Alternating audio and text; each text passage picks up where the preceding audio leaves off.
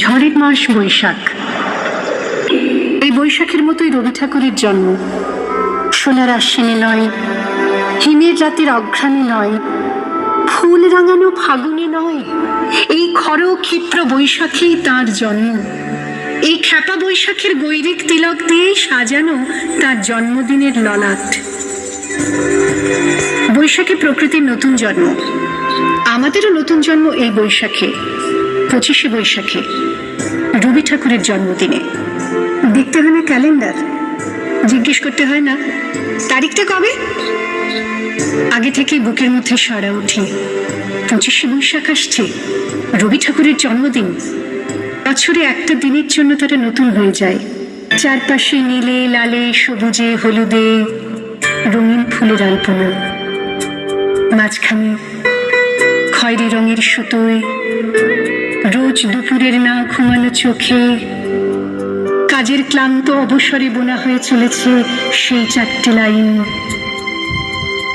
উদয়ের পথে শুনি কার বাণী, ভয় নাই ওরে ভয় নাই, নিঃশেষে প্রাণ যে করিবে দান, ক্ষয় নাই তার ক্ষয় নাই। শুধু কি সূচি কাজে না, বিদেশকে চোখের সামনে দৃষ্টান্ত করে রাখার আন্তর্জাতিকতা রবি ঠাকুরের।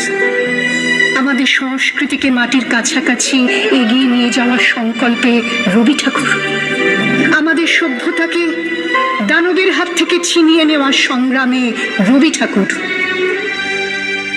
আকাশে মাটিতে মনে এত যে বৃষ্টি পড়ে, তার ছন্দ রবি ঠাকুরের।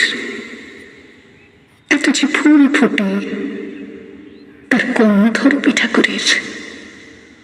তাই প্রতিদিনই তার জন্ম, কোনো দিনই তার মৃত্যু নেই। কালের কালা পাহাড়ে সে কোনো দিন যদি ভারতবর্ষ থেকে সমস্ত ঠাকুরের পুজোর প্রদীপ নিভিয়ে দিয়ে যায়, তবু একটি ঠাকুরের বেদি চিরকাল থাকবে মাটির সঙ্গে গাঁথা। কোন ঠাকুর? রবি ঠাকুর। রবি ঠাকুর।